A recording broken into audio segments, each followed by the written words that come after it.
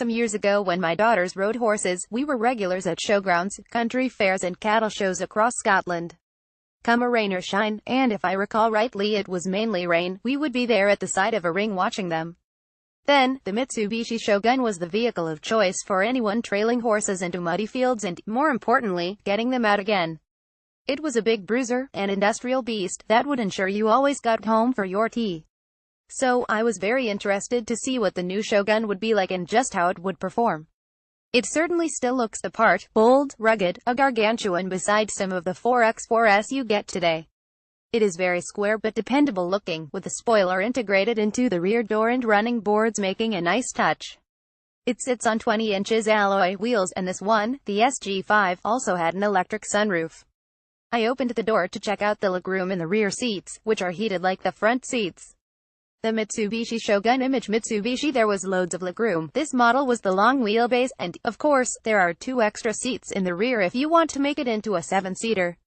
There are also USB ports in the rear and separate aircon, which makes good sense in a car of this size. Interestingly, the touchscreen that houses the nav and music system is quite small given the dimensions of this car and the fashion, it seems, for screens to get bigger and bigger.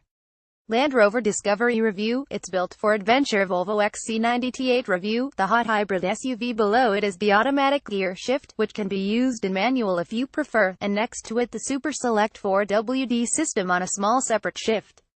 And this is where the Shogun really sorts out the men from the boys. It is a genuine off-roader with 4 different responses depending on the difficulty of the terrain, which should allow you to get up, down or through just about anything. The ride height is high and the visibility is terrific in the Shogun. And it is no longer the big industrial unit it once looked and sounded like. The Mitsubishi Shogun image Mitsubishi, this 2017 model, is far more refined than the ones of old.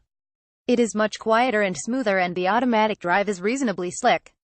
On the road, it fills up the lane and fairly powers ahead when you put your foot down. The parking experience was not at all bad, helped by the rear camera and an array of sensors. It is much more maneuverable than it looks, and it doesn't drive big like some cars. It comes with auto lights and wipers, an automatic high beam and auto leveling headlights, all of which go to make rural driving much easier. The Shogun has a very good braked towing capacity of 3,500 kilograms and a weighting depth of 700 millimeters, not bad at all. I tend to think with the Shogun what you see is what you get, an excellent big workhorse that has been developed to offer a good degree of comfort.